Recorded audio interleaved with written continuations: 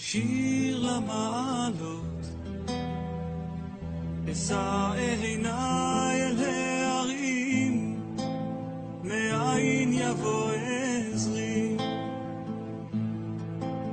עזרי מעם השם, עושה שמיים וארץ, אל ייתן למות רגליך, אל ינום שומריך. Olá, eu sou o escritor Gabriel Santamaria, né? E nessa sequência de vídeos, né, de podcasts, digamos assim, que eu pretendo iniciar a partir, né, desta aula sobre o judaísmo, tenho a intenção de realizar um curso até extenso, né, gratuito, digamos, de teologia, né? Esse é um curso de teologia que inicialmente está programado para 13 aulas, né? Uma aula a cada semana, né? Talvez o número de aula aumente, né? Eu pretendia fazer uma aula só sobre o judaísmo, no entanto, pelo que eu estou percebendo, né, o conteúdo é um pouco extenso e provavelmente serão necessárias 2 aulas, né? Então, antes de iniciar, falando a respeito do Gênesis, quero convidá-los, né, a visitar o meu blog, novacastalha.blogspot.com.br, para conhecer um pouco mais a respeito dos meus livros, né? São 3 romances: O Evangelho dos Loucos, né, No Tempo dos Segredos, O Arcano da Morte. Tenho também um livro de contos, Assim Morre a Inocência, um livro de poesias, Destino Navegante, e um livro de crônicas para ler no caminho, né? Se vocês puderem visitar o blog e adquirir os livros, desse modo vocês me ajudam, né, a empreender esse projeto de realizar o curso de teologia. O curso de teologia, ele não tem nenhuma cobrança, eu não estou cobrando absolutamente nada, né? Sei que as aulas terão uma grande duração em termos de minutos, né? Ou seja, é gratuito, né? Mas se vocês quiserem me ajudar, sem dúvida, né, visitando o meu blog, visitem o blog, né? Aqui na parte de baixo do vídeo tem a sinopse de cada livro e o link para a aquisição dos livros, tá? Adquiram os livros e me ajudem a realizar, né, esse curso de teologia.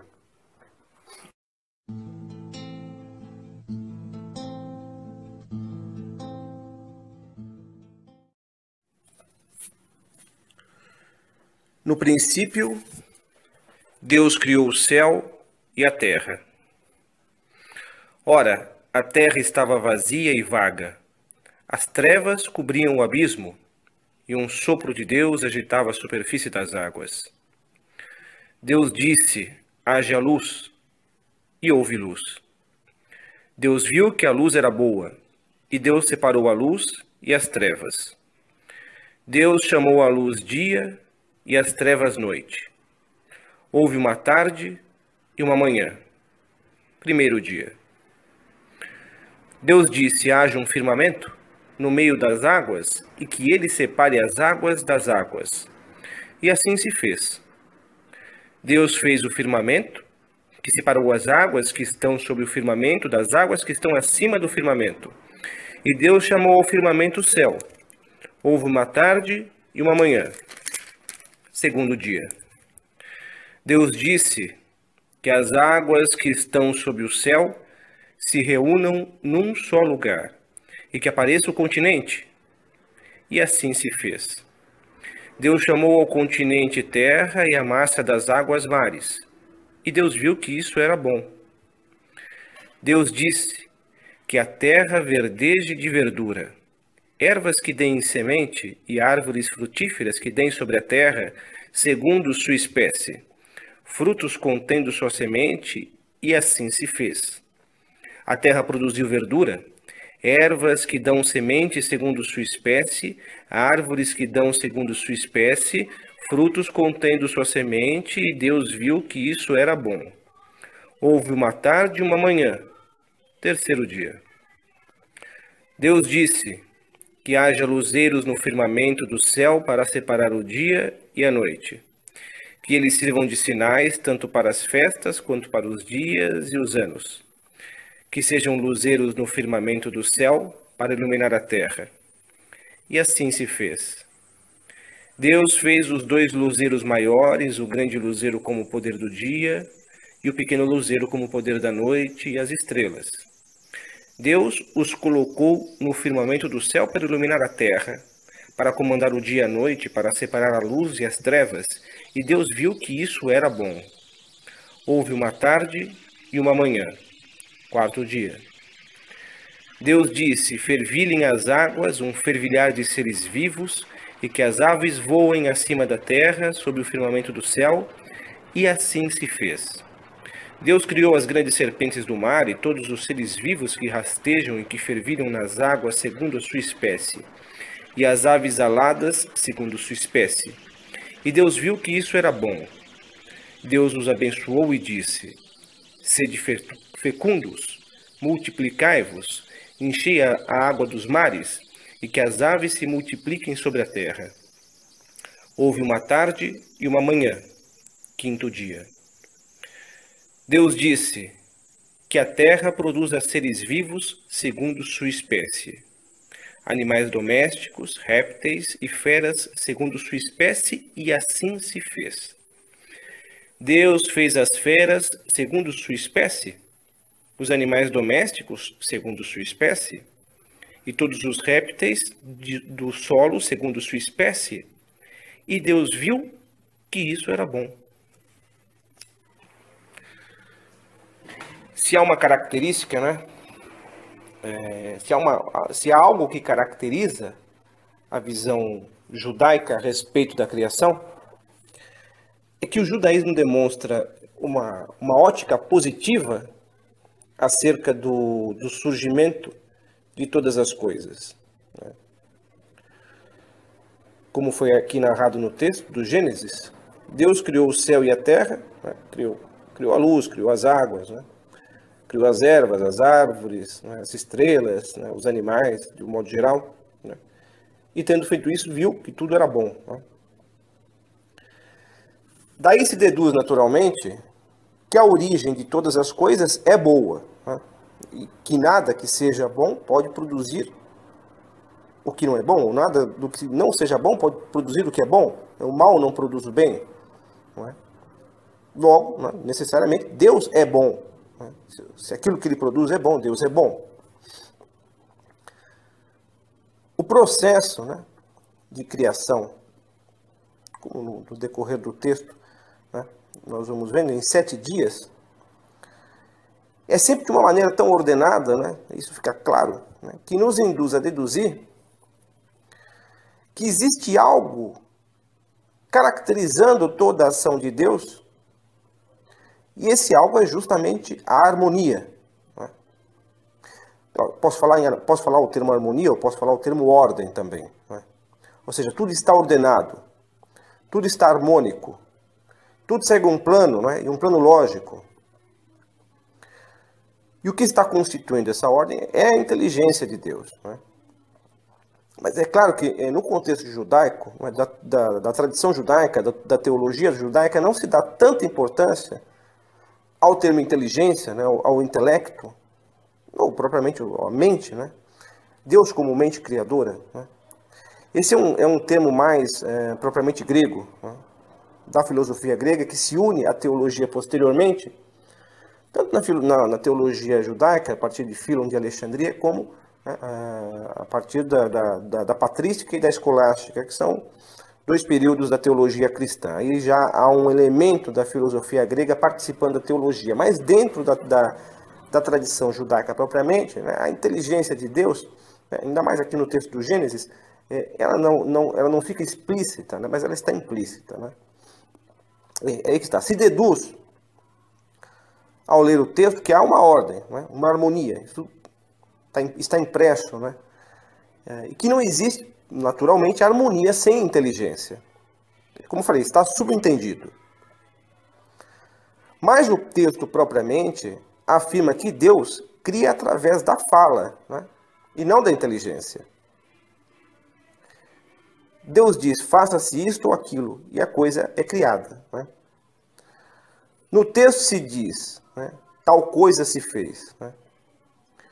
Em outros mitos cosmogônicos, né, mitos de criação, de outras crenças religiosas, a divindade, aquilo que representa Deus, né, muito frequentemente parte de uma matéria-prima, que às vezes pode ser até o corpo de um monstro mitológico, né, que a divindade derrota. E partindo desse corpo destruído, a divindade cria o cosmos. Né? Quando o mito cosmogônico coloca dois princípios em oposição, o bem e o mal, quer dizer, a divindade e o monstro mitológico, ou a divindade oposta, né? Fazendo com que o bem vença o mal, né? Constituindo necessariamente ou consequentemente o universo, o cosmos. Disso também se deduz que o mal é parte constituinte do universo. Né? Daí é que surgem as correntes dualistas, ou maniqueístas, né? Ou gnósticas. Há uma vitória, né? No caso dos mitos cosmogônicos, né? De outras crenças religiosas, há uma vitória, o bem vence, mas o mal está presente. Né? E para todos os efeitos, o mal está presente desde o princípio. Né? Ou seja, havia um princípio, o bem e o bem vence o mal, e a partir disso surge a criação. Mas o princípio é o bem e o mal. Isso dentro desse outro contexto, né? Desses outros contextos. Mas no caso do Gênesis, o mal não está no princípio. Né? Deus não cria a partir de uma matéria-prima inferior a ele mesmo. Deus, como foi narrado, cria a partir ou com a sua fala. Né? Ele manifesta através da sua ordem, né? daquilo que ele fala, daquilo que ele diz. Né? Ele cria a partir, né? Ele manifesta a partir da sua ordem, como tudo é bom. Né? Tudo que ele cria é bom. A criação do universo é boa em essência. Agora, como entender, né, essa criação tendo como origem a fala de Deus? Né? Ou seja, Deus diz, o dizer de Deus. Né? Bom, eu estudei assim, bastante de religiões comparadas, né? E realmente eu não me recordo de nada parecido. Né? Ou seja, nas outras religiões, né, a divindade não usa desse expediente. Esse é mesmo uma característica judaica. Né? Por exemplo, o conceito do demiurgo, que está presente na obra de Platão, né, no Timeu, e que reflete outros mitos pertencentes a variadas crenças religiosas, mas ali está elaborado filosoficamente por Platão. Né? Mas era uma coisa que é encontrado, né? A ideia do demiurgo está presente em muitas crenças religiosas. Né? Essa ideia manifesta o ato criador como uma espécie de atividade. Né? A divindade é uma espécie de construtora. Né? O demiurgo é uma espécie de construtor. Mas, como eu falei, isso depende de um tipo qualquer de matéria inicial. Ou seja, essa atividade ela depende de uma matéria. Né? Mas, só que no caso do Gênesis, Deus cria usando unicamente a sua fala, ou seja, uma criação a partir do nada, ex nihilo, não é? Uma criação a partir do nada. É interessante recordar, aqui, né, fazendo uma situação tanto quanto metafórica, né, recordar uma situação ligada à música, que é basicamente o seguinte. Se eu perguntasse para vocês qual o primeiro instrumento musical da história da humanidade, né, o que vocês me responderiam? Seria a harpa, o batuque, não é? A flauta, o piano, ou alguma coisa semelhante? Na verdade, não. Não é? O primeiro instrumento musical é a voz, ou seja, a fala, não é? Ou o canto que decorre da voz. E o que isso significa, propriamente? Significa que a harmonia musical tem o seu princípio, não é? Nas cordas vocais, historicamente falando. Não é? Ou seja, o primeiro instrumento que o homem utilizou musicalmente foi a própria voz. É lógico que depois houve um desenvolvimento da música e dos instrumentos, né? Mas boa parte dos instrumentos utilizam cordas na sua constituição, até mesmo o piano. Né? Então as cordas vocais são propriamente a origem da harmonia musical. Né? Ou seja, eu estou dizendo origem, historicamente falando mesmo. Né? Isso significa dizer que a harmonia, antes de tudo, estava no próprio homem. Né? Dentro dele, nas suas cordas vocais. Né? Essa constatação nos faz concluir que Deus cria através da fala, né, porque a ordem, a harmonia estava dentro dele mesmo. Não era uma questão de forjar a harmonia, né, e sim era uma questão de expressá-la. Ou seja, a ordem da criação, sua harmonia, é uma expressão de Deus. Além disso, também tem outra coisa, né? Quando nós falamos de Deus, e mais precisamente da sua palavra, isso dentro de um contexto religioso, né, de estudo religioso, com frequência nós usamos a expressão palavra viva, né? Isso até nas pastorais se usa muito. Palavra viva. Em contrapartida, quando a palavra escrita perde a validade, nós costumamos usar a expressão letra morta. Isso é bastante curioso, né? Porque a palavra dita, a oralidade em Deus, é propriamente a transmissão da vida, né? Ele cria a partir da palavra. Porque a vida estava nele, a vida era ele. A vida é Deus, né? Nada do que Deus fizesse exteriormente, supondo-se uma atividade, uma forjação, né? Digamos, nenhuma atividade externa seria transmitiria tão perfeitamente sua vida, né? Porque a palavra é Deus propriamente. Ou seja, a palavra não está em Deus, né? A palavra não pertence a Deus, mas o caso é a palavra é Deus. Então, ao criar falando, Deus transmite a existência. Nisso não há nada de material, quer dizer, no ato em si, né? Mas quando a palavra está escrita, né? Aí, num papel, num computador, num bronze, ou seja, uma inscrição, acrescenta-se nesse caso algo de material. Logo ela corre o risco de virar letra morta, né? E letra já é um termo que denota materialidade, porque letra é a escrita, não é? Na tradição judaica, seguindo esse pensamento, a tradição judaica, o conhecimento oral é superior, né, à transmissão escrita. O que é uma síntese disso que eu falei, né? Agora, vejam que interessante, né, essa comparação que eu fiz aqui entre a harmonia que está dentro do homem, né, e a harmonia em Deus, né? Na sequência do texto, né, Deus disse: façamos o homem à nossa imagem, como nossa semelhança.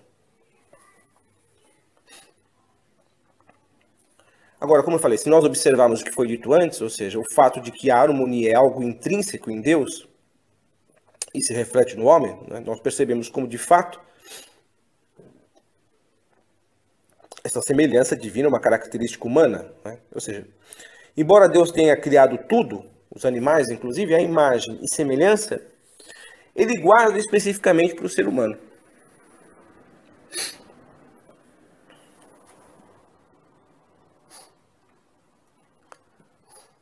Agora, mais adiante na narrativa, né, do Gênesis, Deus forma o homem a partir do barro e sopra em suas narinas o fôlego da vida, não é?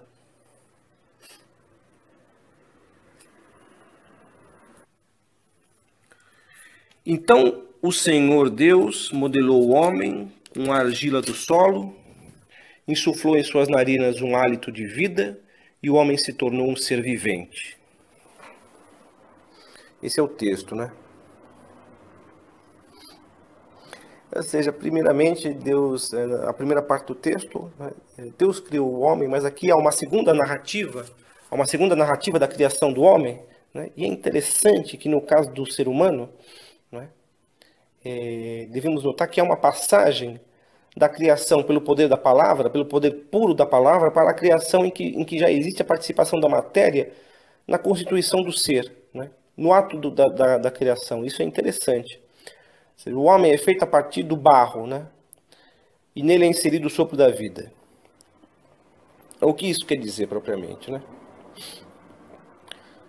Bom, o ser humano é constituído de uma dimensão material, corporal e outra espiritual, né? Porque Deus sopra nele o espírito. Isso não acontece com mais nenhuma outra criatura, somente com o homem.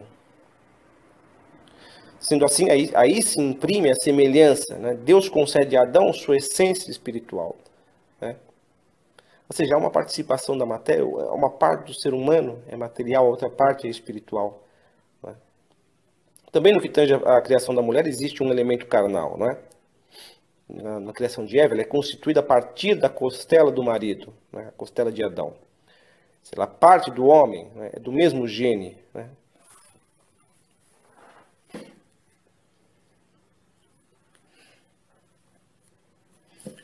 No texto do Gênesis é dito, né? Esta sim é osso de meus ossos e carne da minha carne. Ela será chamada mulher porque foi tirada do homem.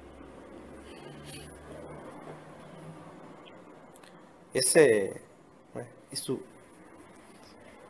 nos mostra, não é, o quanto há uma participação, no caso da criação humana, não é, tanto da materialidade, da corporeidade, quanto do Espírito de Deus. Ou seja, o homem ele está no limiar, o ser humano ele está no limiar, né, entre aquilo que é material e aquilo que é divino. Ele é o ponto de ligação entre o céu e a terra.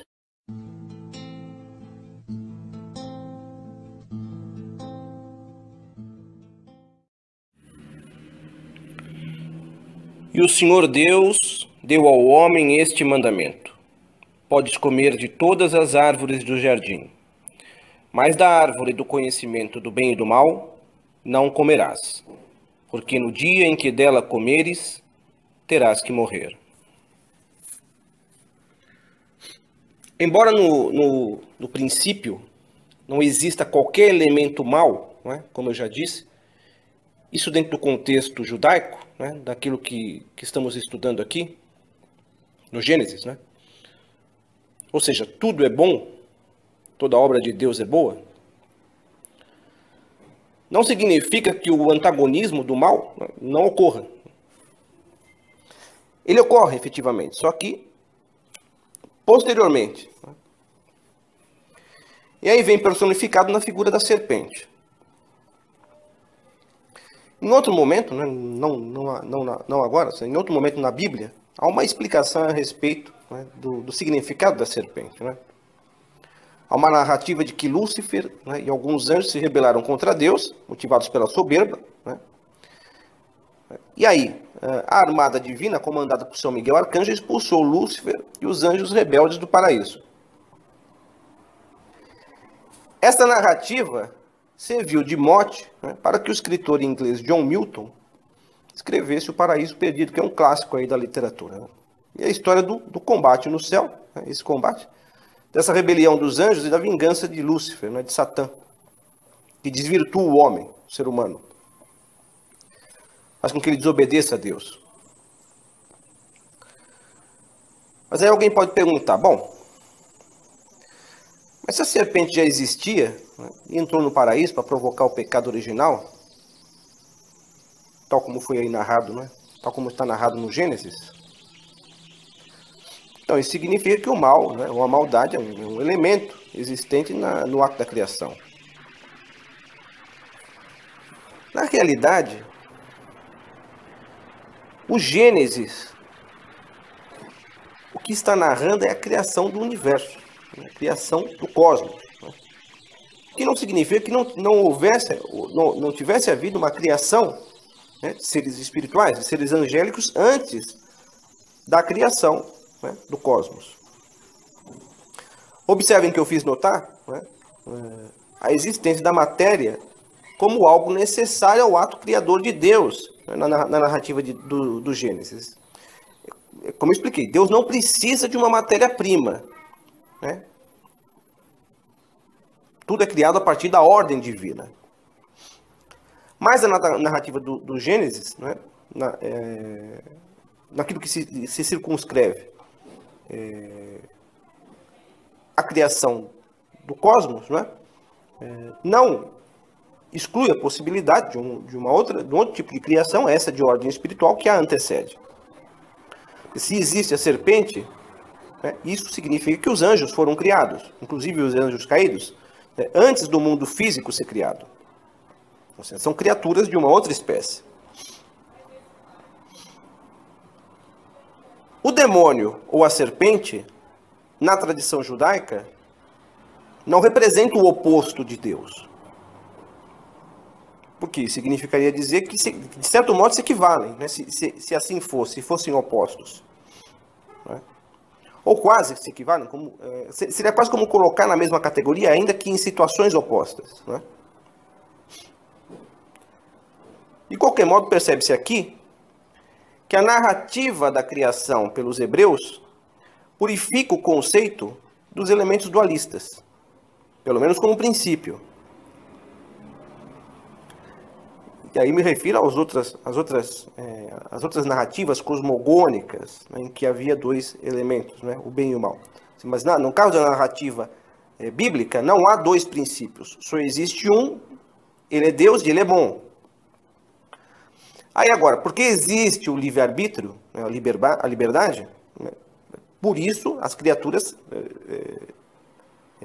têm a possibilidade de desvirtuamento. Elas não são autômatas, né? Elas têm a liberdade, né, de desobedecer, ainda que isso não convenha, né, porque isso gera o pecado, o afastamento de Deus. Mas mesmo não sendo conveniente, existe como possibilidade. E é justamente nessa brecha que a serpente atua. Deus dá aos homens, né, uma ordem expressa. De todas as árvores do jardim vocês podem comer, menos da árvore da sabedoria do bem e do mal. Se vocês fizerem isto, eles morrerão. É a consequência nefasta. Né? Ora, se Deus está no controle do bem e do mal, isso significa que acima dessa dualidade que há, posteriormente, como fruto da desobediência, não como princípio, e sim como fato posterior, acima disso, né, encontra-se a autoridade divina. Logo, se há um princípio, né, só há um princípio e ele é justo, né, ele é santo. Agora é interessante, né, que o pecado entra na história da humanidade por um ato de desobediência. Né? A serpente seduz Eva, faz com que a Eva coma do fruto proibido, e Eva sugere ao marido que faça o mesmo, Adão. Né? No fundo, como isso é marcante, né? No fundo, essa relutância em obedecer a Deus está presente em toda a história do judaísmo. Isso nós vamos ver mais adiante, quando, nessas duas aulas sobre o judaísmo, né, sobre a teologia judaica, né, nós vamos ver como Deus se exaspera com o povo escolhido. Acusando esse povo de ser cabeça dura, de trair a aliança. Esse é o verdadeiro motivo porque surge o fenômeno do profetismo. Né? Mais adiante vamos falar um pouco mais sobre o profetismo.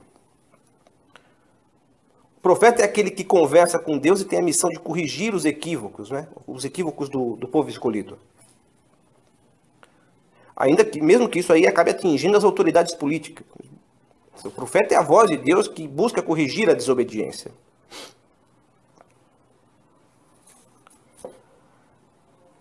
Mas, como eu ia dizendo, a perdição se dá pela falta de obediência. As consequências disso são graves. Né? Como eu falei, essa morte é uma coisa absolutamente nefasta, não é? Não a morte física imediata, no caso de Adão e Eva, porque o primeiro casal é expulso do paraíso. E eles não morrem, o casal não morre imediatamente, não é? Mas o que acontece é que se ali vivessem, se ali permanecessem, gozariam da vida eterna. Só que tendo perdido a condição original, né, vocês estão submetidos às agruras de uma existência, né, puramente material. Terão que ganhar o pão com suor, gerarão os filhos com dores, né? Em algum momento vão morrer também. Vejam o que Deus diz à mulher, não é? Multiplicarei as dores de tuas gravidezes. Na dor darás à luz filhos. Teu desejo te impelirá ao teu marido e ele te dominará. Ao homem ele disse, por que escutaste a voz de tua mulher e comeste da árvore que eu te proibira comer? Maldito é o solo por causa de ti. Com sofrimento dele te nutrirás todos os dias de tua vida. Ele produzirá para ti espinhos e cardos, e comerás a erva dos campos. Com o suor do teu rosto comerás teu pão, até que retornes ao solo, pois dele foste tirado. Pois tu és pó, e ao pó tornarás. Ou seja, aqui está predita a morte, não é? Aquilo que Deus já tinha garantido.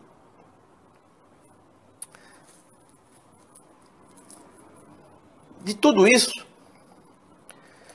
fica uma culpa, não é? E uma culpa que ninguém se mostra capaz de assumir. No livro A Cidade de Deus, né, Santo Agostinho escreve o seguinte, eu vou fazer aqui uma citação de Santo Agostinho. Né? A soberba é o pior e mais condenável, porque busca o recurso da escusa até para os pecados mais evidentes. Assim fizeram os primeiros homens. Eva disse, a serpente enganou-me e comi. E Adão, por sua vez, a mulher que me deste por companheira, deu-me do fruto e comi. Nenhum pedido de desculpas, nenhum recurso à compaixão do médico. Embora, como Caim, não neguem havê-lo cometido, a soberba procura descarregar em outro a responsabilidade de suas más obras. A soberba da mulher culpa a serpente, a do homem a mulher. E agora eu retorno, né? A história do pecado é também a história da culpa que não é remida e que permanece presente na humanidade até que venha aquele que seja suficientemente capaz, não é, de assumi-la, ainda que em si mesmo seja inocente.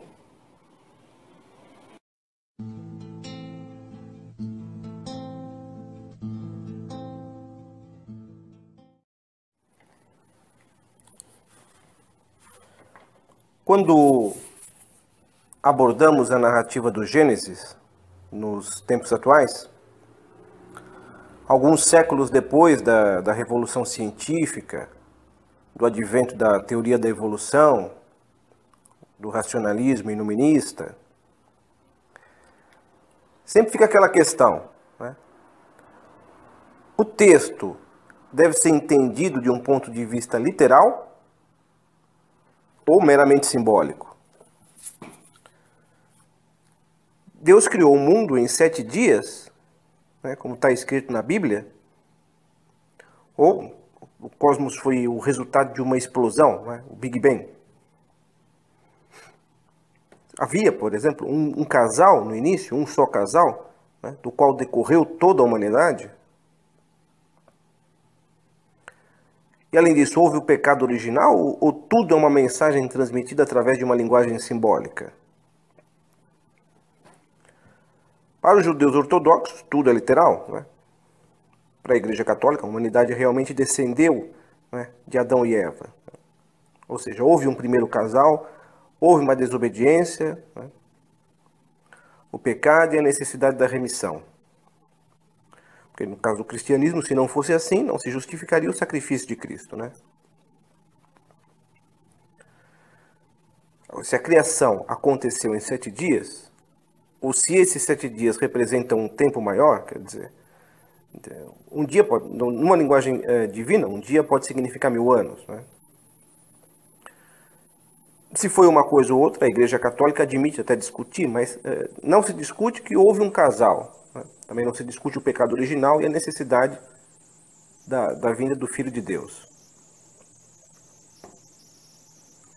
De qualquer modo, né, a história relatada no Gênesis mostra a perda de um estado superior, tanto espiritualmente quanto existencialmente, devido a um equívoco cometido pelos homens. Desculpa. Aí é possível identificar, né, uma constatação que está presente na consciência humana.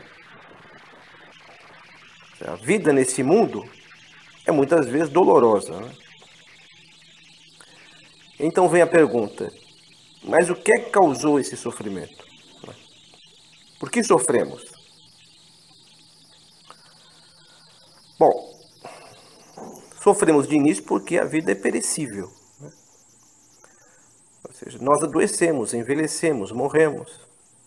Antes disso passamos frio. Há pessoas que passam fome, pessoas que passam sede, né? Necessidades. E por que isso acontece?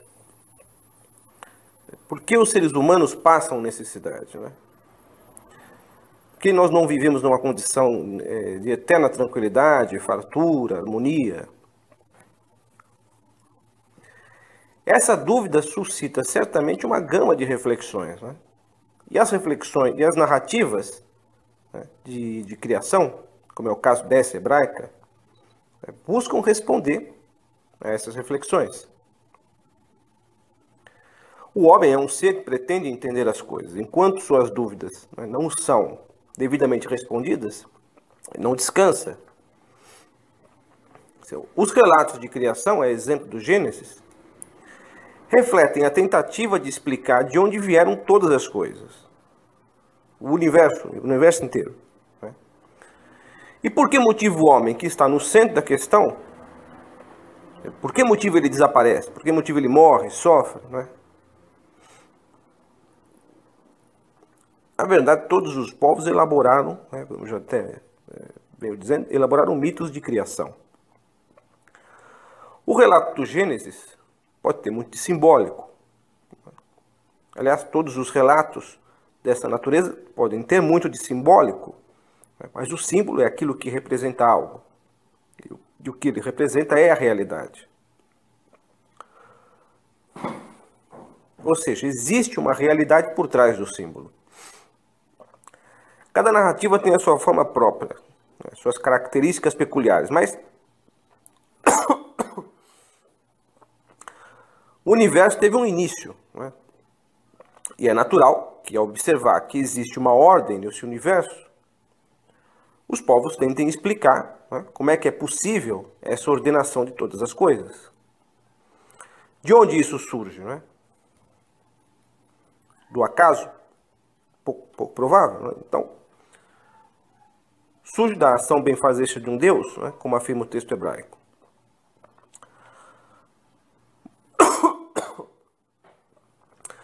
Mas se tudo é bom, se Deus é bom, por que os homens sofrem? Né?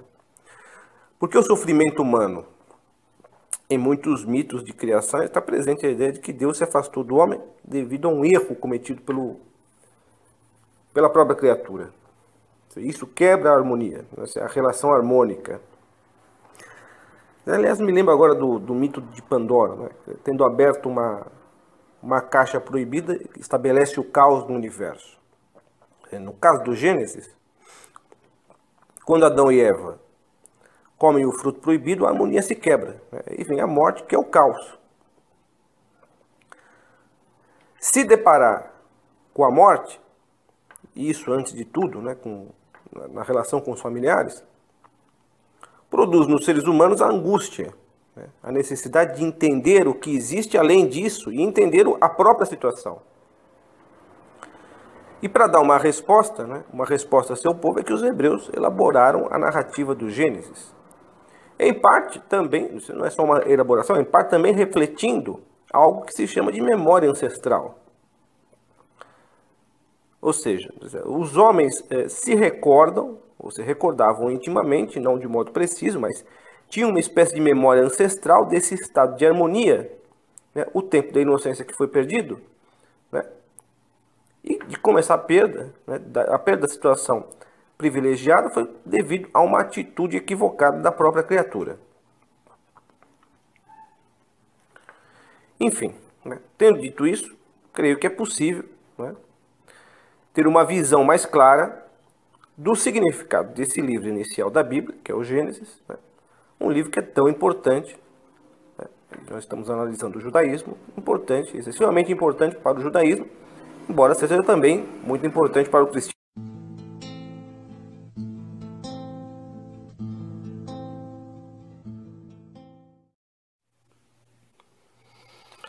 Ora, o Senhor disse a Abraão: sai da tua terra, da tua parentela e da casa de teu pai, para a terra que eu te mostrarei. E farei de ti uma grande nação. E abençoar-te-ei e engrandecerei o teu nome, e tu serás uma bênção. Objetivamente falando, a estirpe, né, hebraica, a nação hebraica, nasce como descendência de Abraão. Por isso os judeus o chamam de pai Abraão, né? Porque ele é pai de um povo. Sem dúvida é importante notar que ao escolher um só homem, Deus estabelece uma predileção. Ele não escolhe uma tribo, uma família, né? Um grupo pré-existente. Deus escolhe um homem específico e realiza nele uma promessa, né? Faz com ele uma aliança.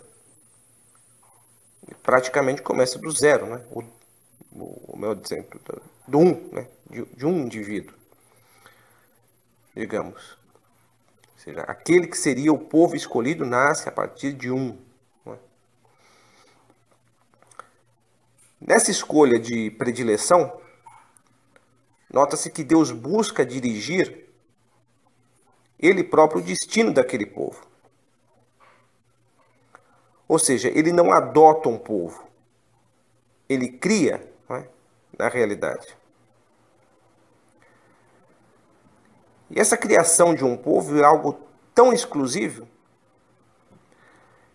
que Deus ordena a Abraão que este saia, né, da sua terra, da sua parentela, da casa do seu pai, a fim de seguir os desígnios, né, os grandes desígnios, né, que tem para aquele homem. Por que Abraão não podia ser o pai de um povo, né, dentro da linhagem da sua própria parentela? Né? Essa é uma questão. Simplesmente porque Deus não queria remendar o destino da humanidade.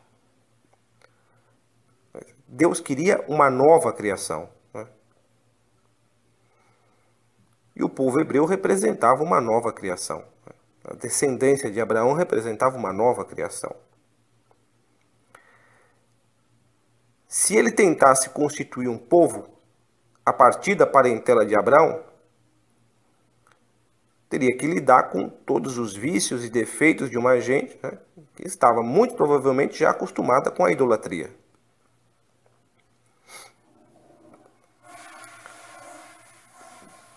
De fato, de onde Abraão provinha, existia um culto de idolatria. Né? Isso era muito forte, a ponto de que, mesmo na história do povo hebreu, posteriormente, essa idolatria não sumiu totalmente. Às vezes ela surge na história. Para que houvesse uma depuração, uma exclusividade de culto, Deus não escolheu um grupo, né, mas sim um indivíduo, cuja consciência poderia ser guiada. Deus tira Abraão de um meio onde reinava o paganismo, né? O culto a uma infinidade de deuses, né? E, como consequência, estabelece o culto de um só Deus. Nesse ponto, historicamente falando, nasce o monoteísmo. O monoteísmo, a crença em um só Deus, não é? Ocorre com essa experiência de Abraão. Se desenvolve, né, nas duas outras religiões de raiz abraâmica, tanto o cristianismo quanto o islã. Agora, observem que a história de Abraão é uma decorrência, né, de certo modo, daquilo que estudamos há pouco na narrativa da criação, né, do pecado original. Abraão vive em um meio onde reina o pecado, né? Deus quer estabelecer um novo princípio, né? Considerando que o primeiro início, Adão e Eva, lamentavelmente redundou em fracasso. Então ele recomeça um povo, né? Agora tendo outros povos nas vizinhanças, mas isso não importa, né? Deus estabelecerá um começo, né? É um novo começo em Abraão. Com isso, Abraão representa uma espécie de transformação, né? Notem que Deus até muda o nome do indivíduo, né, na história de Abraão.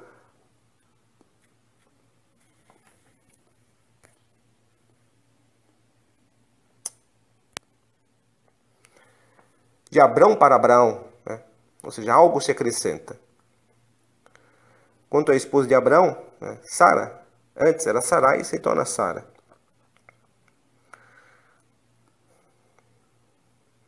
Realmente, se seguíssemos adiante na história da salvação, até o Novo Testamento, né, e Cristo diz, eis que faço novas todas as coisas. Né? Esse novo fazer é algo que perpassa toda a história da humanidade, desde Abraão, até um pouco antes, né? Mas sobretudo em Abraão. Nele Deus começa a fazer novas todas as coisas. É um novo povo, uma nova aliança, uma nova relação com Deus, né, que depois do pecado tinha se ocultado, Deus tinha se ocultado, se distanciado, né, já que antes os homens no Éden o viam frente a frente, mas agora se estabelece uma nova relação. Na vida espiritual, de um ponto de vista bem individual, ou seja, na vida espiritual de cada indivíduo, né, se repete de um ponto microcosmicamente, né, se repete esta tendência, né? Ou seja, o processo de santificação também é um processo de renovação. Ou seja, o indivíduo deixa de ser o velho homem, né, e nasce um novo homem. No caso específico, né, de Abraão, há uma espécie de novo status. Né? E para que esse status se cumpra, é imprescindível que Abraão realize uma verdadeira ruptura. Mas o que isso significa? Né? Significa que toda a ação de Deus na humanidade, visando restabelecer o que foi perdido, necessita, no fundo, de um processo de ruptura com o que está marcado pela deterioração, por aquilo que está deteriorado.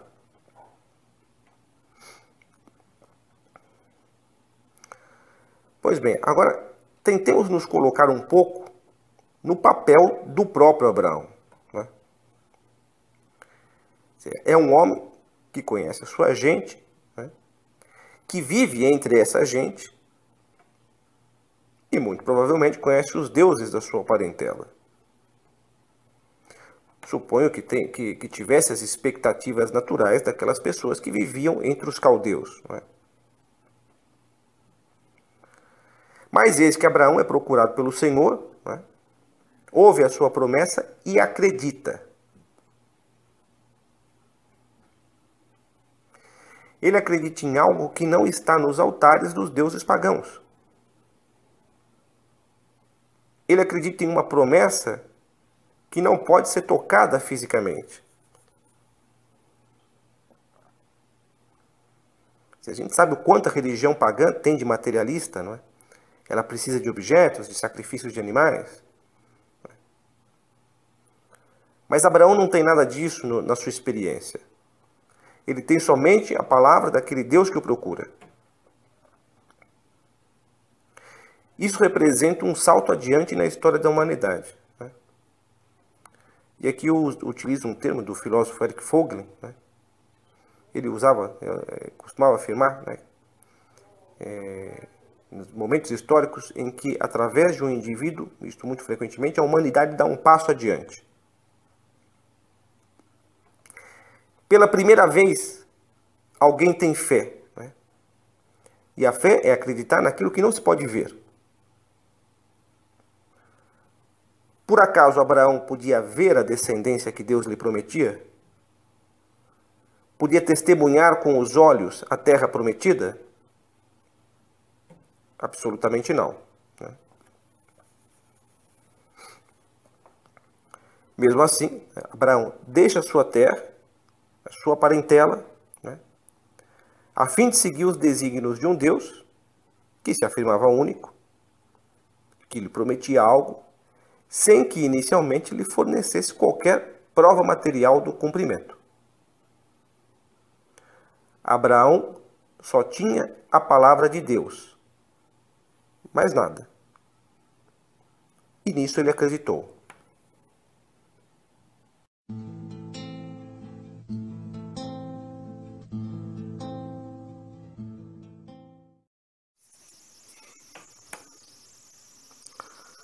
No que consiste, né, a promessa que Deus faz a Abraão a respeito da terra prometida? Se analisarmos bem, né, a história do Gênesis começa com a criação da terra, com a criação do homem, né, que é colocado no centro do jardim do Éden, né,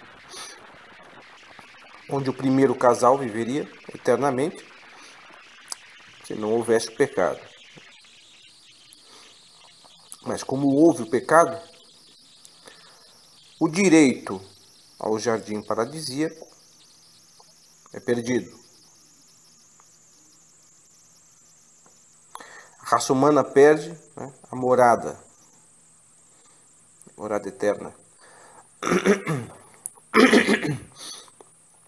Como a história de Abraão representa justamente uma espécie de recriação a partir de um homem, ou seja, a reedição da história sagrada, da história criadora, né?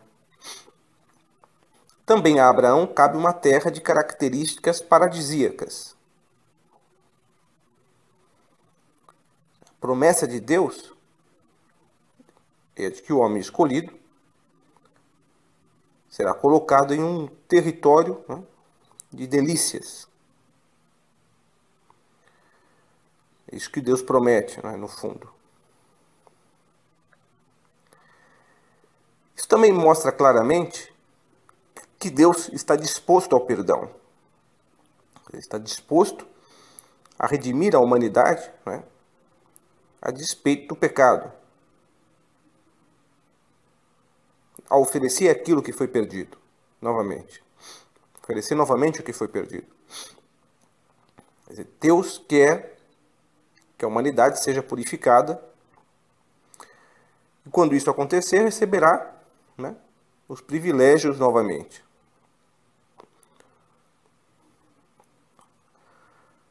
Na história inicial do Gênesis, né, o Éden é dado ao primeiro casal, bastante, gratuitamente.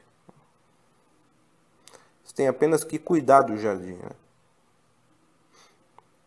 Porém, no caso de Abraão, a terra prometida é conquistada, antes de tudo, por uma esperança, ou propriamente pela fé.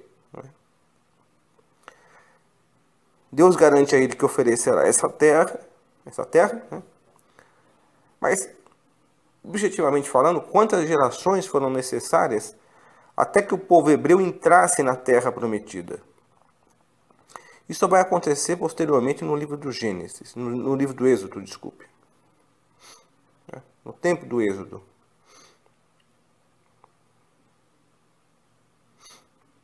Toda a profissão... Desculpe. Toda a profissão do homem Abraão consiste em acreditar no que Deus lhe diz, né?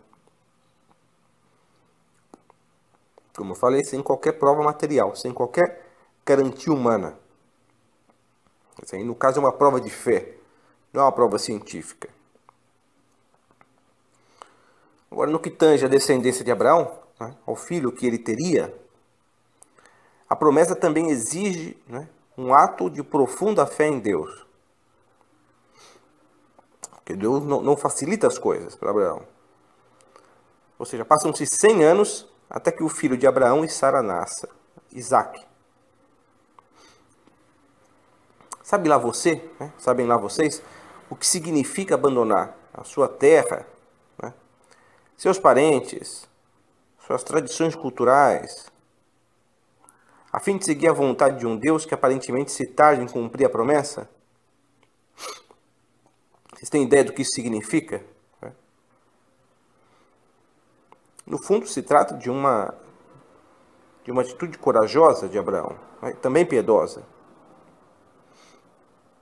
Quantos e quantos dias Abraão não sonhou com o nascimento daquela criança?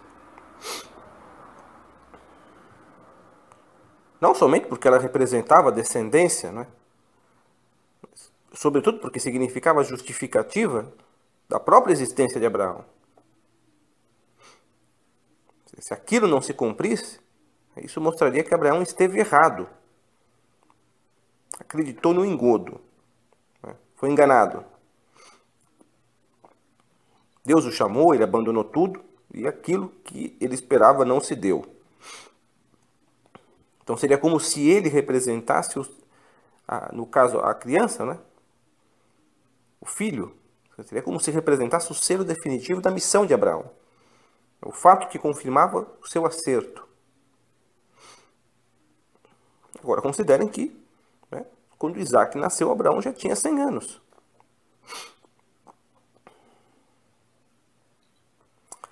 São Paulo diz, a respeito de Abraão, no livro, nas epístolas aos Romanos, a respeito de Abraão, ele diz o seguinte: em esperança, acreditou contra a esperança, tanto que ele tornou-se pai de muitas nações, conforme o que lhe fora dito. Assim será sua descendência. Era quase, de fato, era acreditar contra a própria esperança. Um homem de 100 anos já perdeu a esperança. Ele acreditava contra a falta de uma perspectiva humana. Mas, no fundo, a fé é basicamente isso, Viver uma existência inteira no centro de uma situação conflitante. De um lado, você tem a crença naquilo que Deus promete, como prometeu a Abraão. Do outro, você tem uma realidade que parece negar o cumprimento. Como pode nascer uma criança de um homem de 100 anos, considerando que Sara já tinha 90? Humanamente falando, era uma situação desesperadora. Esse exemplo de fé em Abraão nos mostra que a tradição judaica, que é aquilo que nós estamos estudando aqui, nasce de algo que religiosamente era inusitado, novo, dentro de um ponto de vista histórico. A fé em uma promessa que não se cumpria imediatamente. Ou seja, como eu falei, eu já mencionei, a fé pagã era bastante materialista, ou seja, ela precisava de ídolos, ela precisava de sacrifícios, ela precisava de uma garantia bastante física. Agora, a fé de Abraão não tem garantias físicas, corpóreas. Ele acredita numa promessa, mas ele não vê a realização imediata dessa promessa. É claro, que no decorrer da história, Abraão e Sara tiveram suas fraquezas. E como durante muito tempo Sara não podia oferecer ao marido a descendência, concede à escrava, a Agar, a fim de que nasça, a partir daí, uma criança. Que Abraão se deitasse com Agar e tivesse um filho. Daí nasce Ismael. É que Ismael não é o filho da promessa, por isso não era da verdadeira predileção. É interessante notar que mesmo quando Abraão cede às intenções de Sara, Deus não retira a sua promessa. De fato, ambos tinham que esperar. Mas, por uma circunstância, não esperaram. Por um vacilo, não esperaram. Certamente não agradou a Deus. Mas o que Deus disse foi cumprido. Passados 100 anos, não importa, ainda que Abraão tivesse momentaneamente se afastado da sua fidelidade, a promessa de Deus se cumpriu. Ou seja, Deus continuou sendo absolutamente fiel, independente das fraquezas de Abraão. Do ponto de vista divino, nada mudou. O filho que daria descendência, né, nasceu, Isaac.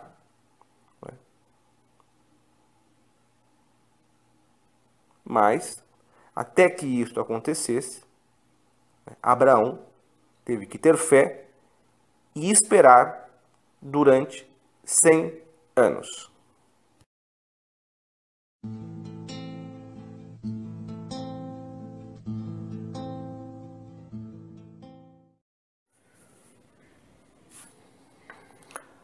Passado algum tempo, Deus pôs Abraão à prova, dizendo-lhe: Abraão, ele respondeu: Eis-me aqui. Então disse Deus: Tome seu filho, seu único filho Isaque, a quem você ama, e vá para a região de Moriá. Sacrifique-o ali como holocausto num dos montes que lhe indicarei. Na manhã seguinte, Abraão levantou-se e preparou o seu jumento. Levou consigo 2 de seus servos e Isaque, seu filho. Depois de cortar lenha para o holocausto, partiu em direção ao lugar que Deus lhe havia indicado. No terceiro dia de viagem, Abraão olhou e viu o lugar ao longe. Disse ele aos seus servos: Fiquem aqui com o jumento, enquanto eu e o rapaz vamos até lá. Depois de adorarmos, voltaremos. Abraão pegou a lenha para o holocausto e a colocou nos ombros de seu filho, Isaque. E ele mesmo levou as brasas para o fogo e a faca. E caminhando os dois juntos, Isaque disse a seu pai Abraão: Meu pai? Sim, meu filho, respondeu Abraão. Isaque perguntou: As brasas e as lenhas estão aqui, mas onde está o cordeiro para o holocausto? Respondeu Abraão: Deus mesmo há de prover o cordeiro para o holocausto, meu filho.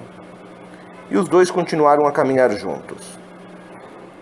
Quando chegaram ao lugar que Deus lhe havia indicado, Abraão construiu um altar e sobre ele arrumou a lenha. Arrumou seu filho Isaque e o colocou sobre o altar em cima da lenha. Então estendeu a mão e pegou a faca para sacrificar seu filho. Mas o anjo do Senhor o chamou do céu: Abraão, Abraão. Eis-me aqui, respondeu ele. Não toque no rapaz, disse o anjo. Não lhe faça nada. Agora sei que você teme a Deus, porque não me negou seu filho, o seu único filho.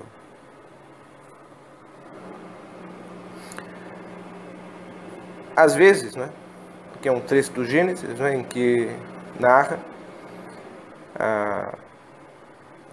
a disposição de Abraão a sacrificar o seu filho Isaque em obediência a Deus. Às vezes a gente tem a impressão de que a existência inteira de Abraão é um verdadeiro teste de fé, de fidelidade, do qual ele passa até mesmo com louvor, Quando nós analisamos essa relação entre Deus e Abraão, muitas vezes ficamos meditando no porquê dessas tantas dificuldades. Por que submeter aquele homem a testes tão duros?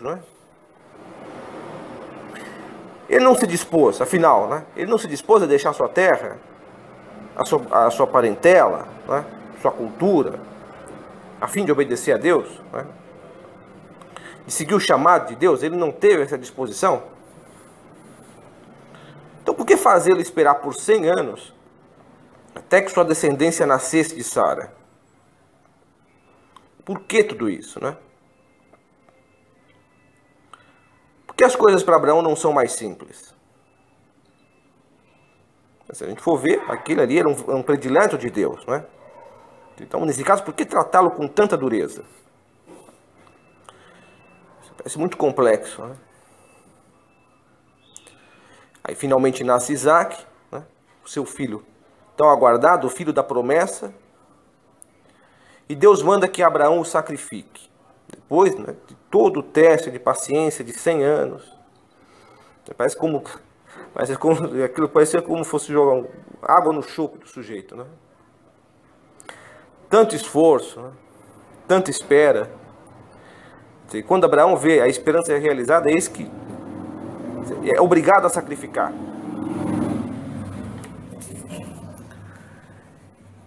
Isso deve ser analisado, né? Esse fato específico, essa história deve ser analisada desde dois pontos de vista diferentes, né? Embora complementares, ou até mesmo duas perspectivas. A primeira delas está necessariamente vinculado ao pecado inicial, ao pecado original. Aquilo que eu já falei. A história de Abraão representa mais ou menos uma espécie de recriação. E assim como o primeiro casal foi submetido a um teste e fracassou, né? Deus necessita saber se o novo escolhido, Abraão, o pai do seu povo, está apto, né, ao encargo que lhe cabe. Ele também, né, Abraão também tem que passar por um teste, né, por testes de fogo, a fim de ser provado.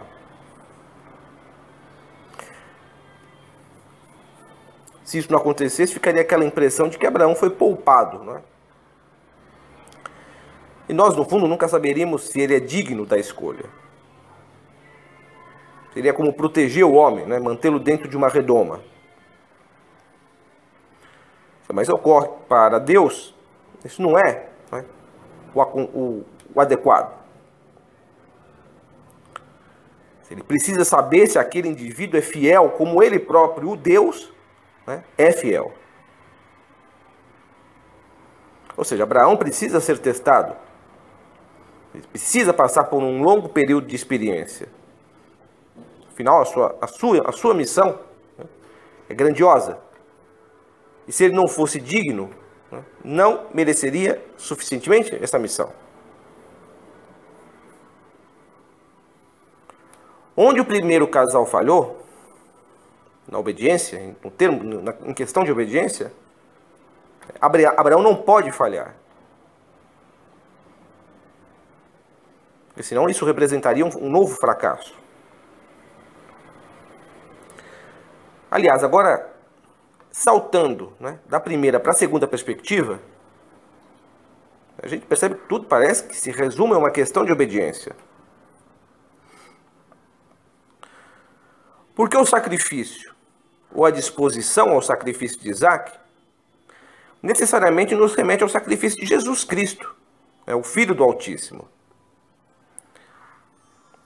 Vejam o que Deus diz, né, no texto lido há pouco. Porque não me negou o seu filho. Por isso é considerado que Abraão é fiel e digno. Agora, Deus também não negou o seu filho, né? E indo até mais adiante, né, de Abraão, Deus o sacrifica de fato. Deus evita a imolação de Isaac, mas não evita, né, a morte de Cristo na cruz, o seu filho muito amado.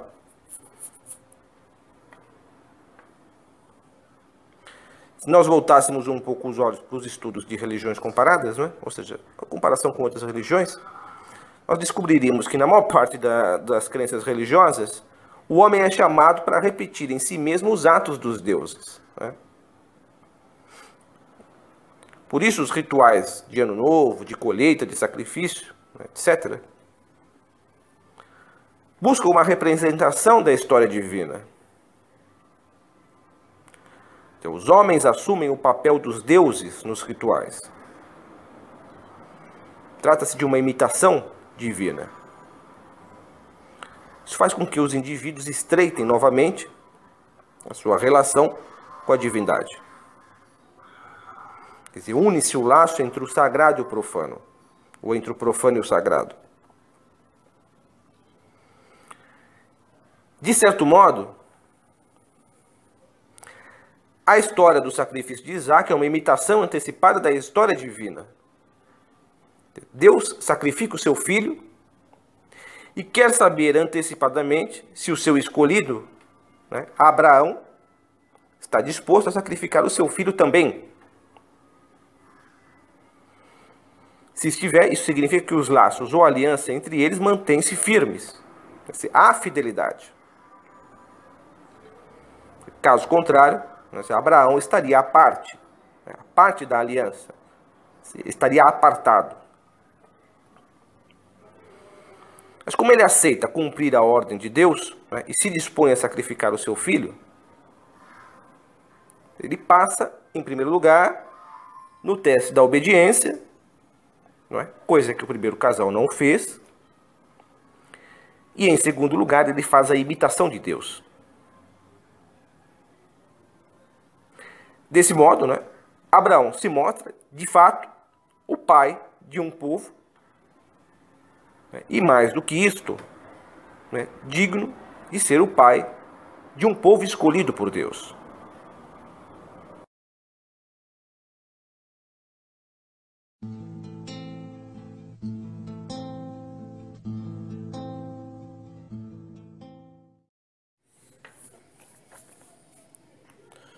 Toda promessa de Deus tem uma culminância, não é? Ainda que isso tarde a acontecer. Isso pode demorar 100 anos, não é? Como foi a idade de Abraão, né? Até o nascimento de Isaac, no nascimento de Isaac, né? Ou pode ser os 40 anos, né, do Êxodo. Mas por que o Êxodo ocorreu, né? O povo hebreu tinha sido escravizado pelos egípcios, se encontrava cativo, né, pelo poder do faraó. Isso nos remete à história de José, né, famosa história, né, um dos filhos de Jacó. Né. Essa história foi traduzida em romance pelo Thomas Mann, né, José e seus irmãos, 4 volumes. Mas, como eu falei, isso nos remete, né, essa história bíblica nos remete, o Êxodo nos remete à história de José, filho de Jacó, que, tendo a predileção do pai, gerou a inveja nos irmãos que o prenderam, justamente por isso, e o venderam como escravo.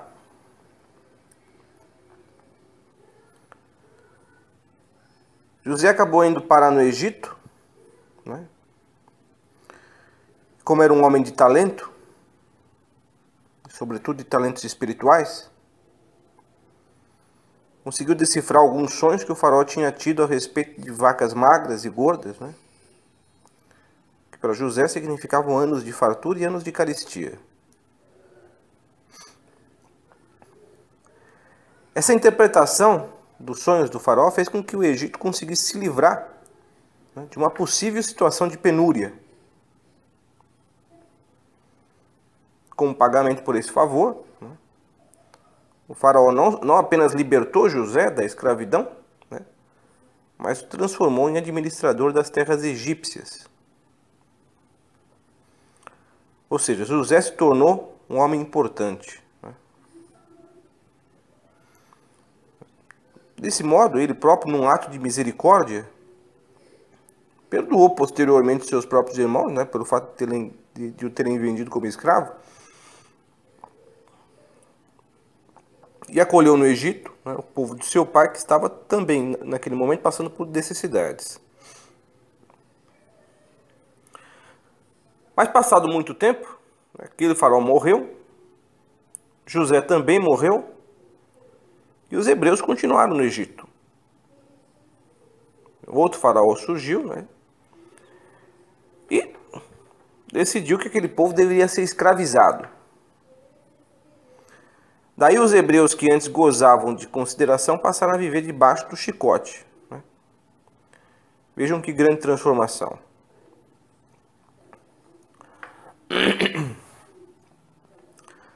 Quando a história de Moisés começa, propriamente já começa de um ponto de vista bastante inusitado. A filha do faraó encontra Moisés boiando dentro de um cesto no rio Nilo. As crianças, né, estavam sendo perseguidas, estavam sendo mortas. E para salvar a vida do filho, uma mulher, né, colocou dentro de um cesto e deixou que a correnteza o levasse. Né? Tendo sido encontrado dessa maneira, Moisés foi, portanto, educado no palácio do faraó, né, como um príncipe. Mas no fundo nunca esqueceu as raízes, né, da sua gente. Ou seja, Moisés era hebreu, né, mas era um hebreu que gozava da proteção do faraó. Mais ou menos como José, né, filho de Jacó, mais ou menos como ele gozou, né, com a ressalva de que no caso do Moisés, né, ele estava destinado a ficar em uma posição de conflito, coisa que José não precisou. Né? Porque no caso de Moisés, né, ele via o seu povo sendo escravizado, né, e se permanecesse na posição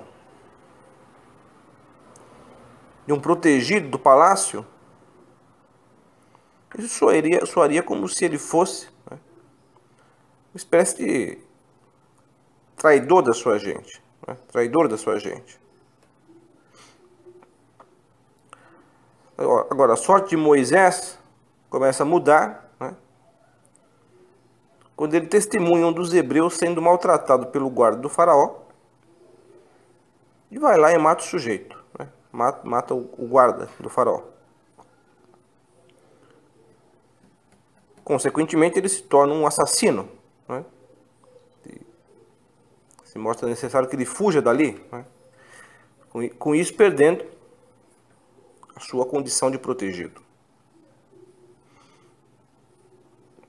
Quer dizer, o sangue da sua gente gritou mais alto, né? Mais alto até do que a educação refinada que ele havia recebido no palácio.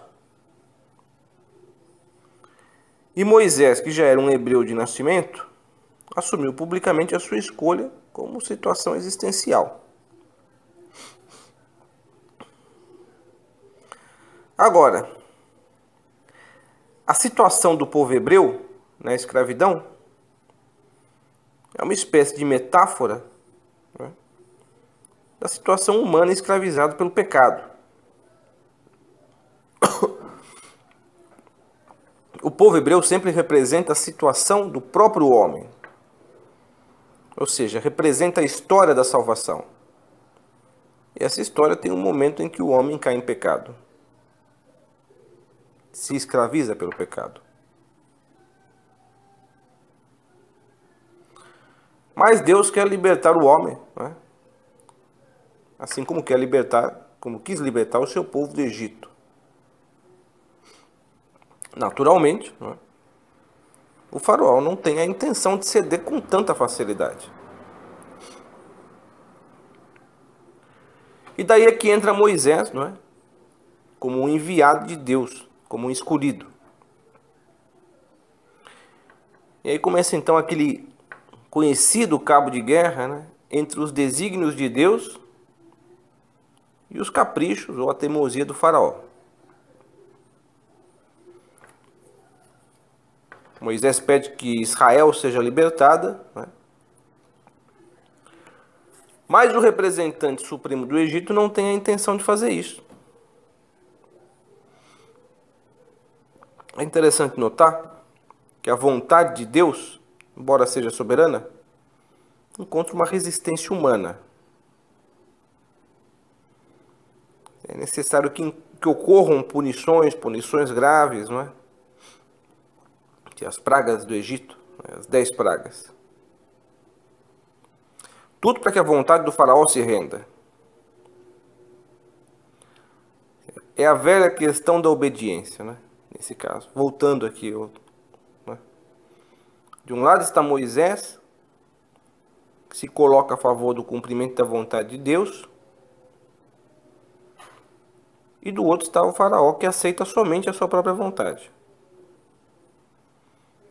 Na tradição religiosa dos egípcios, né, O faraó tem uma simbologia divina. Ele é um Deus, não é? Um homem-deus, não é? Um Deus humano. Pelo menos segundo a perspectiva daquele povo. Mas no embate entre essas duas vontades, né, a vontade de Deus e a vontade do faraó, sai vencedor a vontade de Deus, do Deus de Moisés, né? Aquele que a si mesmo, né, numa determinada passagem do Êxodo, né, ou antes disso, né, quando ele aparece pela primeira vez, ou quando ele se comunica pela primeira vez a Moisés, aquele que se autodetermina como o eu sou, ou o eu sou aquele que é. Né?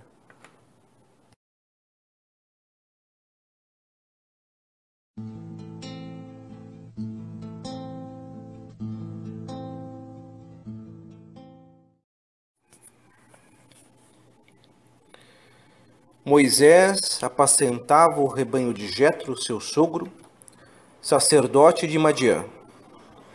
Um dia em que conduzir o rebanho para além do deserto, chegou até a montanha de Deus, Horebe. O anjo do Senhor apareceu-lhe numa chama que saía do meio da sarça. Moisés olhava.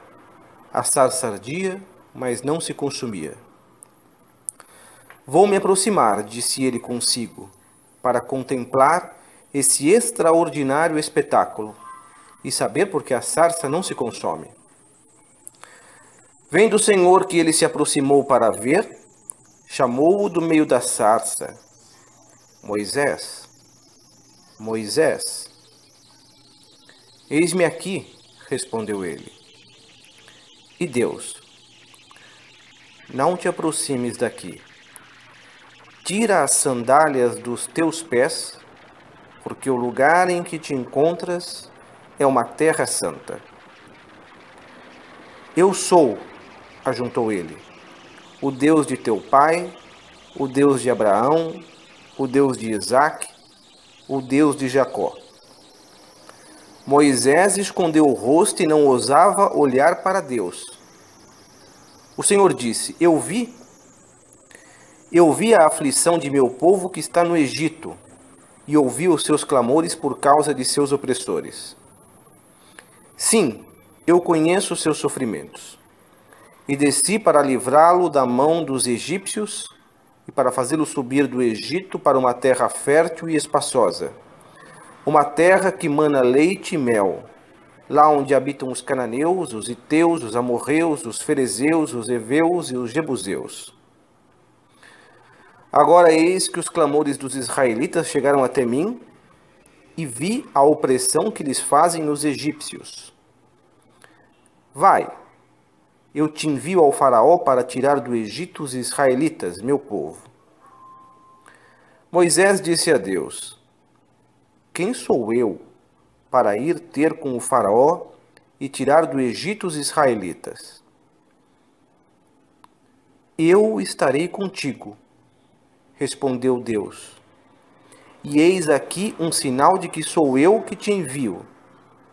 Quando tiveres tirado o povo do Egito, servireis a Deus sobre esta montanha. Moisés disse a Deus, quando eu for para junto dos israelitas e lhes disser que o Deus de seus pais me enviou a eles, que lhes responderei se me perguntarem qual é o seu nome?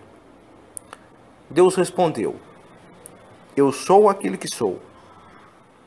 E ajuntou, eis como responderás aos israelitas. Aquele que se chama Eu Sou, envia-me junto de vós. Tira as sandálias dos pés, porque o lugar em que te encontras é uma terra santa. Eu costumo pensar, não é? E dizer que mesmo que nós admiremos, não é?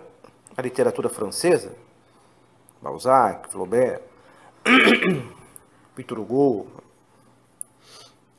a literatura russa, Dostoiévski, Tolstói, Gogol, a inglesa, Shakespeare, Eliot, Goethe, Thomas Mann, Hesse na literatura alemã, né? Cervantes, Ortega y Gasset, Unamuno na espanhola, Camões, Fernando Pessoa, Machado de Assis, né? De língua portuguesa.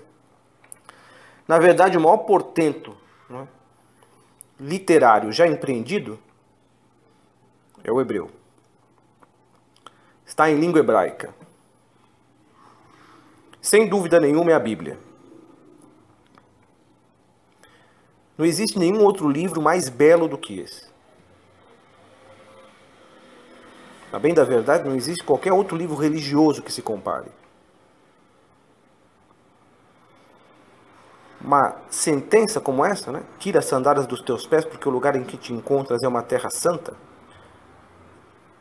Isso aí é algo tão belo, né?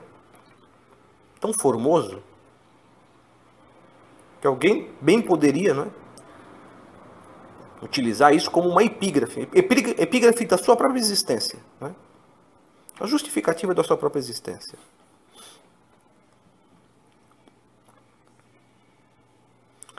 Eu que sou escritor, naturalmente, entendo bem, né, a força poética de uma frase como essa.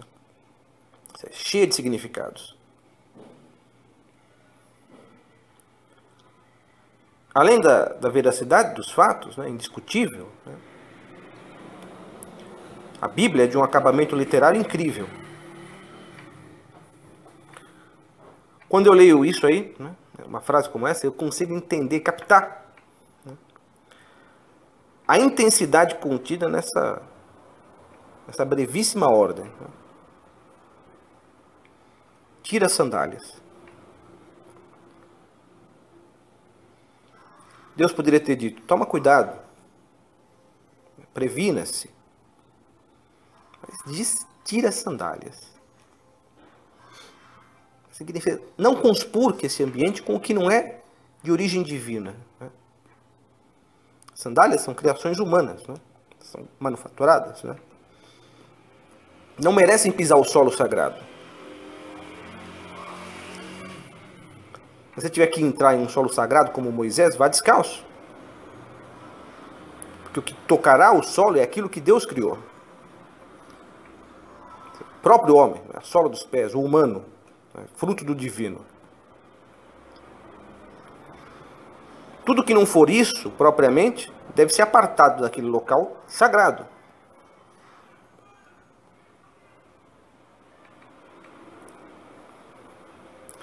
Como é que Moisés, né, encara essa aparição de Deus em uma sarça ardente? De início ele contempla o espetáculo, né, que considera extraordinário, como está no texto. Logo em seguida ele esconde o semblante, né, porque ali está diante de Deus. Ele não ousa olhar para Deus. Que mudança, né? O homem no Éden via Deus e confabulava com ele, né, frente a frente. Agora Moisés se sente aterrado. Ele não ousa encará-lo. Quem poderá verdadeiramente contemplar a Deus, né? Mas que existe agora um obstáculo. Um obstáculo que não foi solucionado. Deus procura o homem, procura Moisés, não é? Especificamente. Como procurou Abraão. A comunhão ainda não existe. O contato pleno e sem obstáculos ainda não. Continua velado. Claro que Moisés está sem dúvida, né, tomado de temor. Né? A teologia afirma que o princípio da sabedoria é o temor de Deus. Temor a Deus. Está no livro dos Provérbios.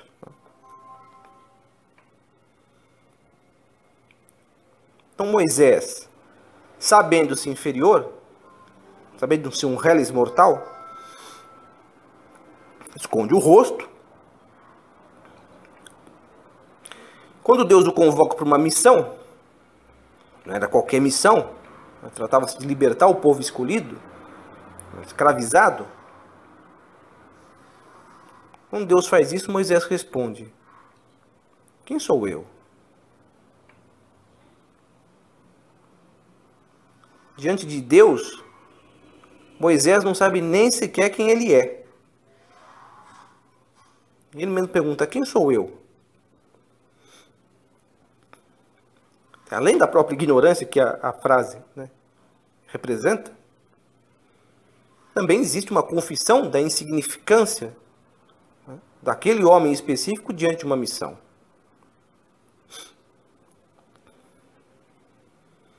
Bem da verdade, naquele ponto, Moisés era somente um pastor de rebanhos, né, como o próprio texto diz. E até pouco tempo atrás, um assassino. Quem sou eu? E a isso Deus responde: não se preocupe, estarei contigo.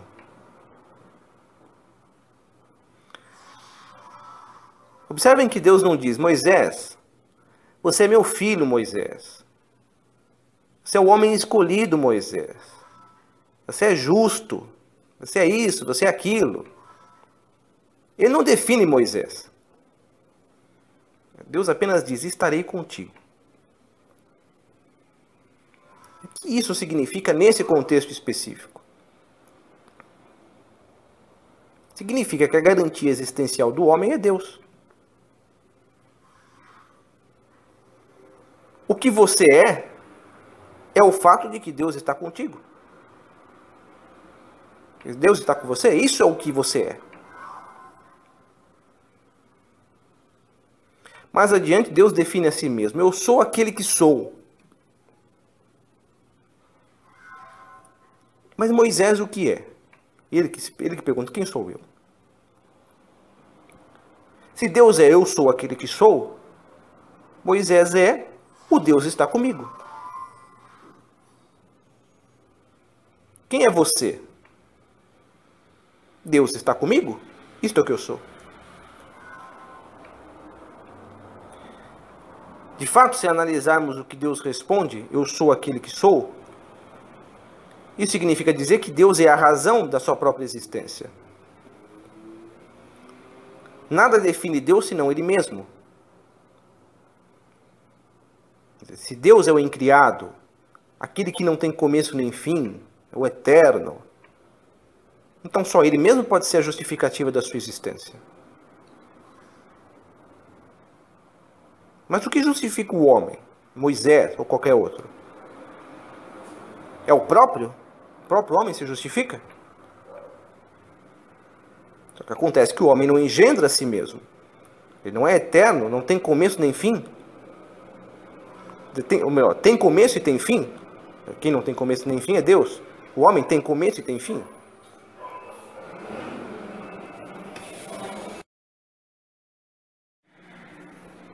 Então, o que justifica, né?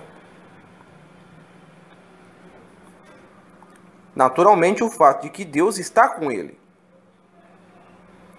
E esse estar, desde o princípio, né? Desde o seu nascimento, é o que o justifica.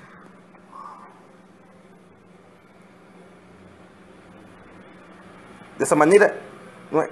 Qual é a identidade do homem? Qual era a identidade de Moisés?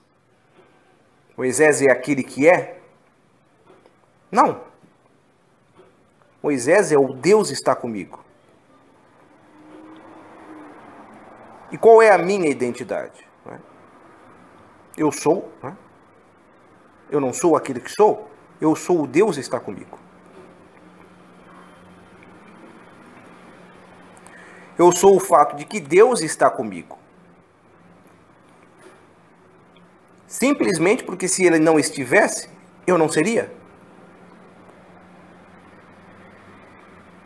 Eu não me basto a mim mesmo. Eu não sou eterno, eu não sou incriado. Eu dependo de Deus. Ele é que me concede a realidade. Então Deus não precisa responder a Moisés: você é isto, você é aquilo. Basta dizer: eu estou contigo. Isto é o suficiente, né? Isso define mais do que qualquer elogio.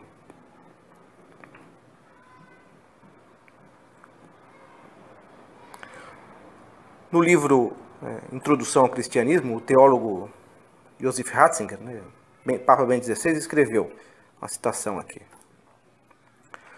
O Deus de Israel não vem a ser. Em todo esse processo do vir a ser e do perecer, Deus é. Só que esse de Deus, que permanece como constante, acima da inconstância do devir, não é apresentado fora de qualquer tipo de relação. Pois ele é, simultaneamente, aquele que se concede. Ele está presente para nós. E pela firmeza de sua presença, ele nos confirma, apesar de nossa inconstância. O Deus que é, ao mesmo tempo, o Deus que está conosco. Ele não é apenas Deus em si, mas é o nosso Deus, o Deus dos pais. Fecha aspas aqui no texto do Ratzinger. Toda garantia existencial provém de Deus. Tudo flui, tudo nasce e perece. Tudo transcorre. Mas a fonte é Deus. E essa fonte do ser não seca. Ela não perece, ela permanece. Tudo em Deus, e Ele é tudo. Tudo permanece nele. Isso significa o modo como Deus a si mesmo se define. Em primeiro lugar, Deus não precisa de uma definição que não seja Ele mesmo. E Deus que se afirma, Ele é um Deus que se afirma no presente. Eu sou. Ou seja, Ele está acima das inconstâncias do tempo e da matéria.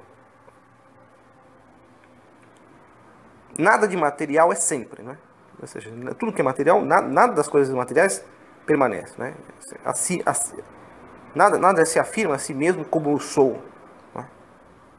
Só quem pode fazer é Deus, que é espiritual.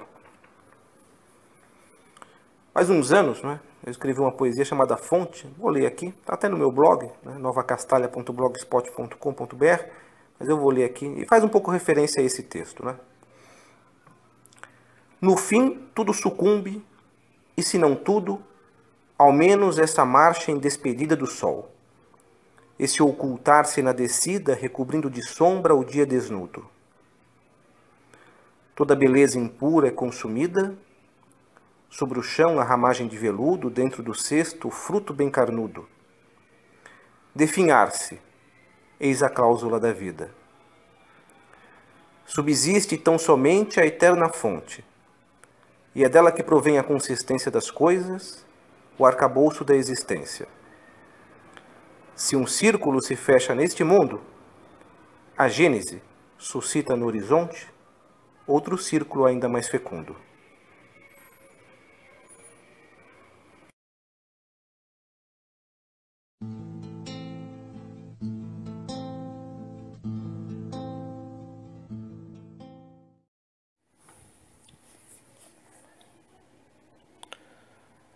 A Páscoa judaica,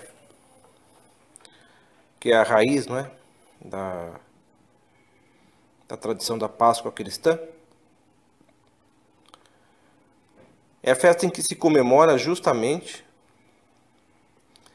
essa passagem de 40 anos, relatada no Êxodo, em que o povo hebreu vaga pelo deserto,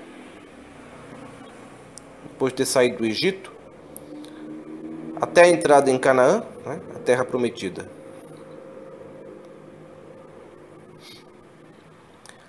Moisés liderou seu povo. Claro que esse período foi bastante sacrificante, Viver errando no deserto,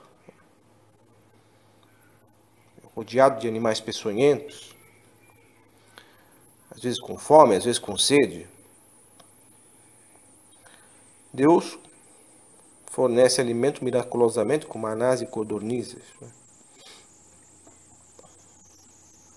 Fornece a cura para as picadas de serpentes venenosas. Mas aqui novamente eu volto àquela questão que levantei quando analisava a existência de Abraão. Por que 40 anos até chegar à terra prometida? Abraão demorou 100 anos até o nascimento de Isaac. Por que esse tempo prolongado? Bom, Deus certamente não age com imediatez. É isso que se deduz. Parece mesmo não ser o perfil, né, do Deus de Abraão, de Isaac, de Jacó e de Moisés.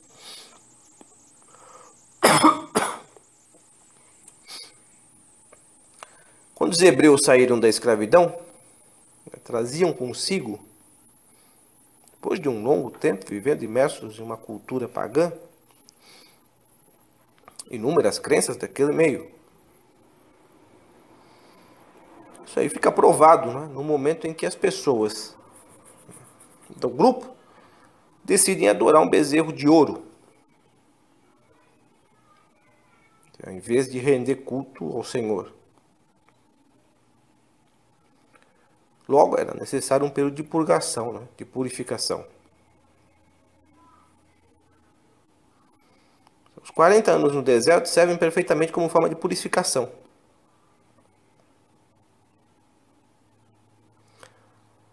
Mas realizar essa purgação não é tarefa simples. E Deus necessita que o povo seja não apenas corrigido, mas que tenha diretrizes ou mandamentos bem definidos.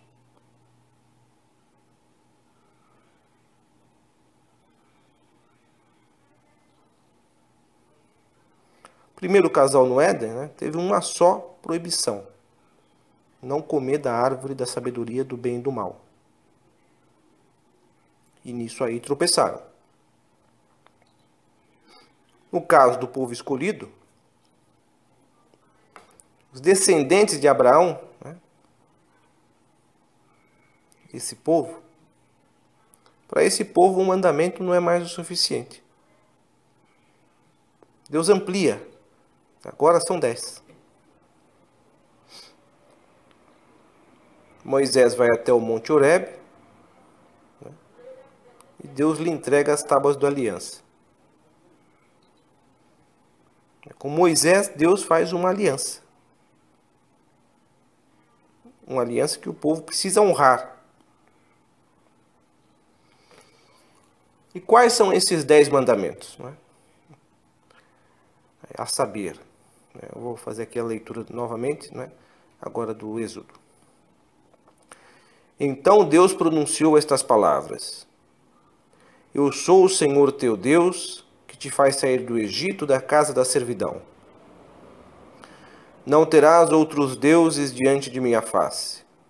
Não farás para ti escultura, nem figura alguma do que está em cima, nos céus, ou embaixo sobre a terra, ou nas águas debaixo da terra. Não te prostrarás diante delas, e não lhes prestarás culto. Eu sou o Senhor teu Deus, um Deus zeloso que vinga a iniquidade dos pais nos filhos, nos netos e nos bisnetos daqueles que me odeiam, mas uso de misericórdia até a 1000ª geração com aqueles que me amam e guardam os meus mandamentos.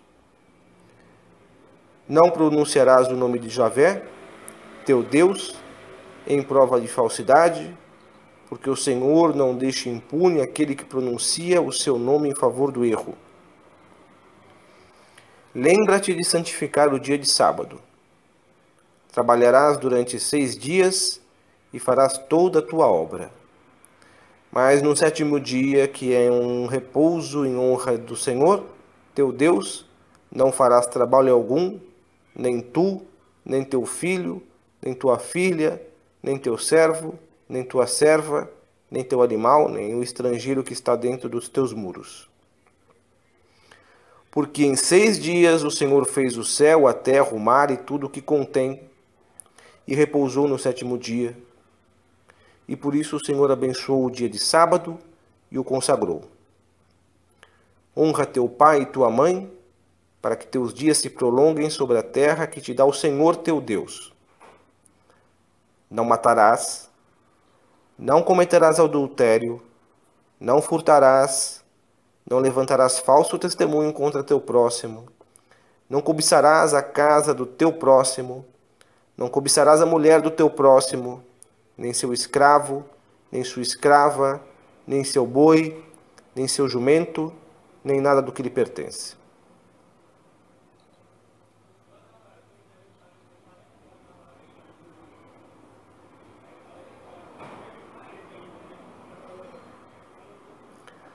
Como podemos ver, né, há muito mais diretrizes ou mandamentos. Né, aquilo que Moisés recebeu. A partir desses 10 mandamentos, Moisés se vê obrigado a aplicar tudo na prática. Mas a prática não é tão simples, né? Então ele começa a codificar os mandamentos, criando assim aquilo que nós costumamos chamar de lei mosaica. A lei mosaica é aquela que serve para regular o comportamento dos judeus no seu dia a dia, né? O fundamento dela, né, são os mandamentos, esses 10 mandamentos que vieram diretamente de Deus. Interessante é notar que um dos mandamentos é não matarás. Né? E Moisés matou um dos soldados do faraó. Ou seja, tinha as mãos sujas de sangue. Né? Por que cargas d'água Deus escolheu um homem nessa condição para ser o legislador de Israel? Será que não havia alguém mais puro? Né? Alguém que não houvesse cometido um crime? Provavelmente sim. Né? Mas havia outros que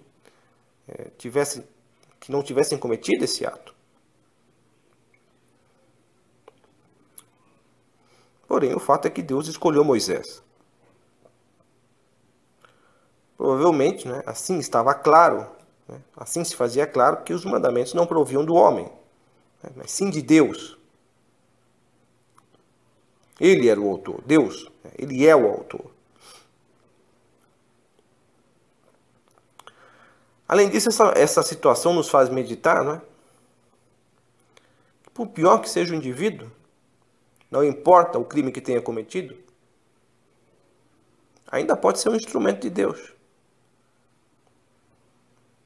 O Senhor é capaz de produzir maravilhas, ainda que a pessoa não seja tão honorável assim. Abraão também vacilou, né? Se deitou com a escrava. No tempo dos reis, temos Davi que envia um dos soldados ao fronte de batalha para que ele morra a fim de simplesmente se deitar com a esposa do soldado. O rei Salomão se entregou à idolatria, né? Mas de nenhum deles Deus retirou a sua predileção, a sua unção. Eram imperfeitos, mas Deus era fiel. Enfim, a história judaica é repleta, né, de casos semelhantes. Né? Ela nos ensina isso. A história judaica nos ensina que o homem é falho, mas que Deus, em contrapartida, é misericordioso.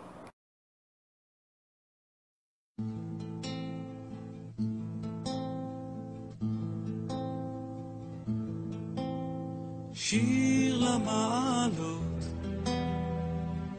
אשא עיניי אל ההרים, מאין יבוא עזרי,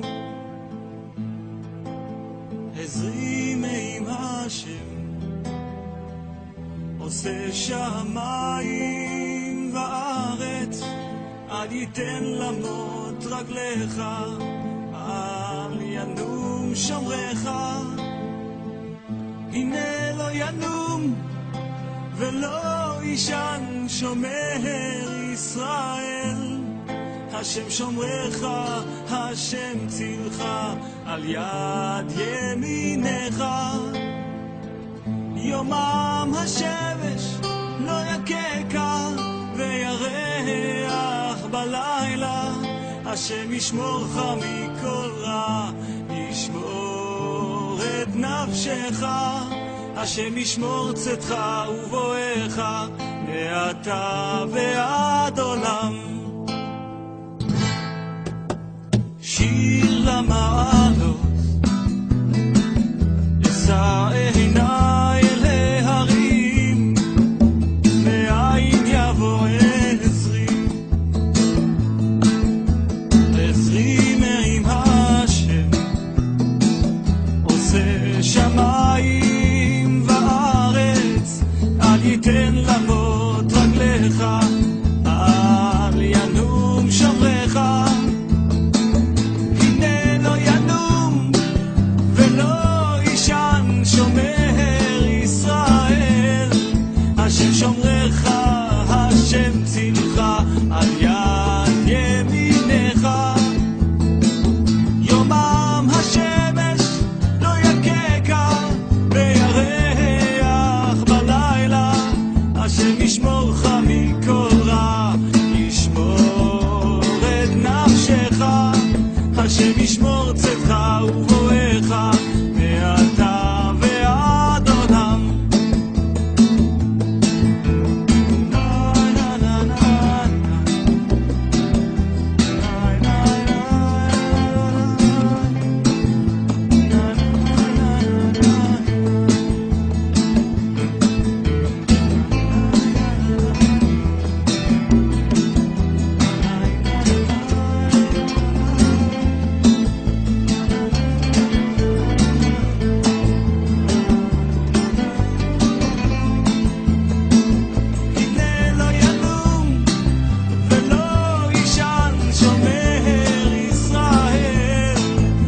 שומרך, השם צילך, על יד ימינך.